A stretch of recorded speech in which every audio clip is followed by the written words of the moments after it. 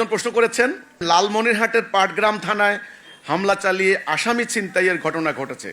প্রায়শই দেখা যাচ্ছে পুলিশকে হুমকি, পুলিশের উপর হামলা, থানা ঘেরাও, থানায় হামলা ইত্যাদি ঘটনা ঘটেই চলেছে। এইসব ঘটনা কি বার্তা দিচ্ছে আপনার বিশ্লেষণ জানতে চাই।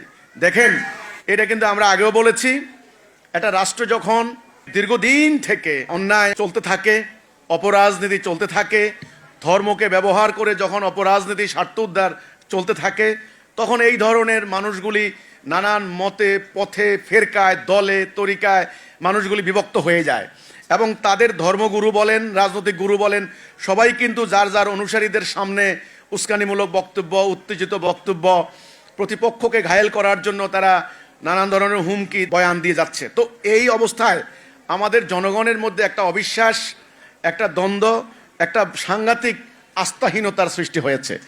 পুলিশকে যখন রাজনৈতিক উদ্দেশ্যে ব্যবহার করা হয়েছে, সরকারি দল বলেন ক্ষমতা থাকার জন্য তারা মিথ্যা মামলা, পুলিশকে লেলিয়ে দিয়ে ঘর থেকে ধরে আনা, গুম করা ইত্যাদিতে যখন হলো, তখন ধীরে ধীরে পুলিশের উপরে জনগণের একটা আস্থা, বিশ্বাসের সাংঘাতিক ঘাটতি হয়েছে।